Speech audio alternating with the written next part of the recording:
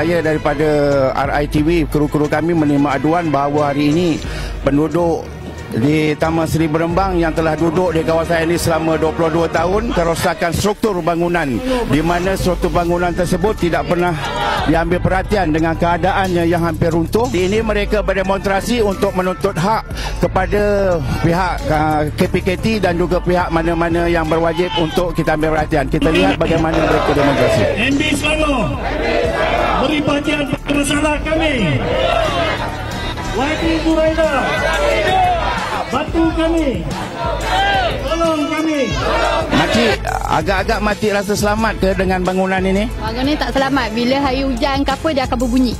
Makcik rasa takut ke? Takut. Mau tak takut. Bila malam, dia hari hujan, bangunan dia berbunyi. Bila pagi kita tengok, dia akan rendak. Retak. Makcik dah duduk sini berapa tahun?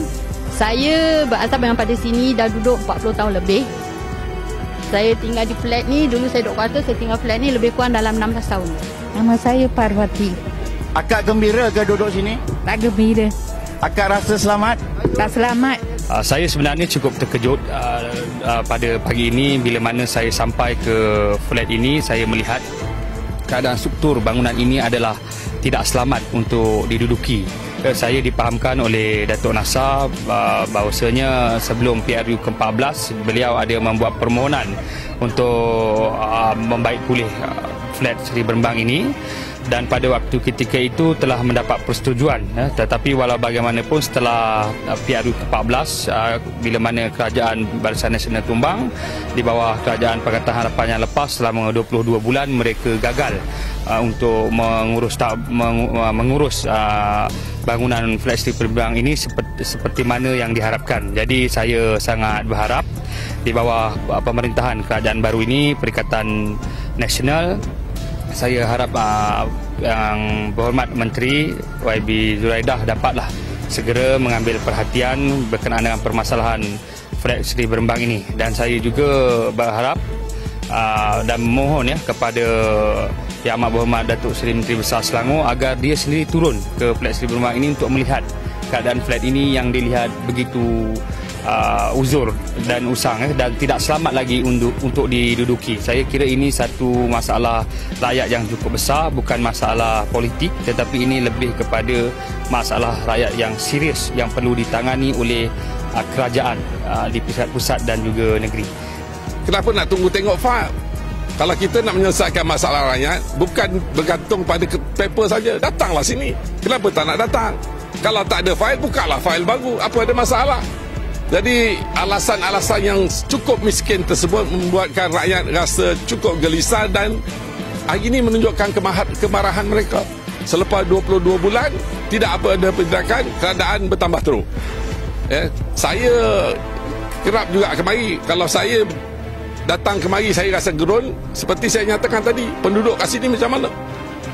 Tentu mereka tidur malam pun tak lena. Kondisi ini rumah di flat Seri Berembang di tingkat atas sekali, kita boleh tengok bumbungnya dah ucur dan struktur. Yang paling penting struktur bangunannya sudah tidak selamat lagi.